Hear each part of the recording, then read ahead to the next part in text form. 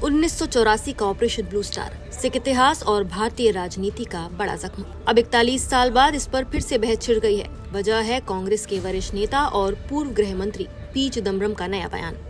उन्होंने कहा कि स्वर्ण मंदिर को आतंकियों से मुक्त कराने का तरीका गलत था और इस गलती की कीमत इंदिरा गांधी को अपनी जान देकर चुकानी पड़ी।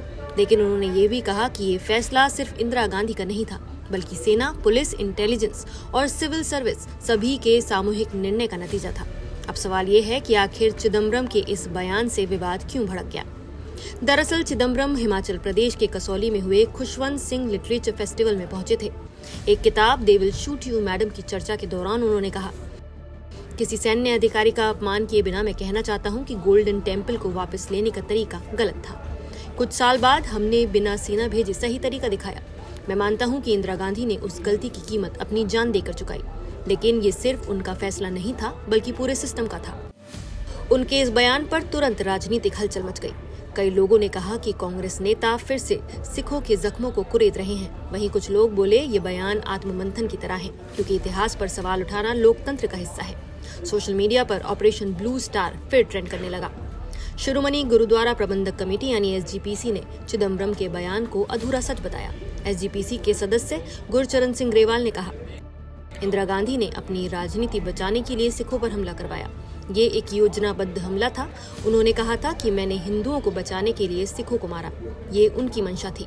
इसके बाद उनके बेटे राजीव गांधी ने भी सिखों के कत्लेआम को सही ठहराया, जब उन्होंने कहा बड़ा पेड़ गिरता है तो धरती हिलती है।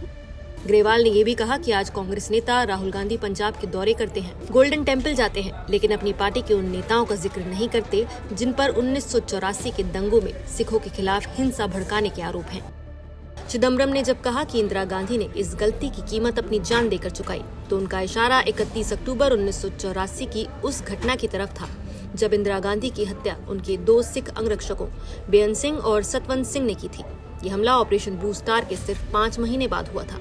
हत्या के बाद पूरे देश में सिख विरोधी दंगे भड़क गए, जिनमें हजारों लोगों की जान चली गई। यही दौर था जब पंजाब आतंकवाद की आग में झुलसने लगा। अब सवाल ये है कि आखिर ऑपरेशन ब्लू स्टार था क्या। 1980 के दशक की शुरुआत में पंजाब में अलगाववादी आंदोलन तेज हो गया था। इसका चेहरा था जनरैल सिंह भिंडरवाले, जो दमदमी टकसाल नामक धार्मिक संगठन का प्रमुख था। वो खालिस्तान नामक अलग देश की मांग करने लगा।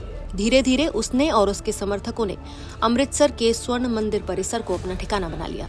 स्वर्ण मंदिर यानी सिख धर्म का सबसे पवित्र स्थल। लेकिन 1983 तक वहाँ हथियार, विस्फोटक और किलेबंदी होने लगी। पुलिस अधिकारी AS अटवाल की वहीं सरेआम हत्या कर दी गई। हालात इतने बिगड़ गए कि पंजाब में राष्ट्रपति शासन लगाना पड़ा। कई बार भिंडरवाले को समझाने और गिरफ्तार करने की कोशिश नाकाम रही। जब हालात नियंत्रण से बाहर हो गए, तब प्रधानमंत्री इंदिरा गांधी ने सेना को ऑपरेशन का आदेश दिया। जून 1984 में ऑपरेशन ब्लू स्टार शुरू हुआ। सेना ने मंदिर परिसर में छिपे आतंकवादियों को खत्म करने के लिए भारी हथियारों का इस्तेमाल किया। कई दिन तक चली इस लड़ाई में सैकड़ों लोग मारे गए, जिनमें आतंकवादी, श्रद्धालु और सेना के जवान भी शामिल थे। मंदिर परिसर को भी भारी नुकसान पहुंचा। सरकार के मुताबिक करीब 300 से 400 लोगों की मौत हुई, लेकिन चश्मदीदों का कहना है कि यह आंकड़ा 1000 के पार था। इस ऑपरेशन ने सिख समुदाय को गहराई से झकझोर दिया। लाखों लोगों ने इसे अपने धर्म पर हमला माना। इसी गुस्से की आग में 5 महीने बाद इंदिरा गांधी की हत्या कर दी गई। उनकी मौत के बाद देश भर में भड़के दंगों ने हजारों निर्दोष सिखों की जान ले ली।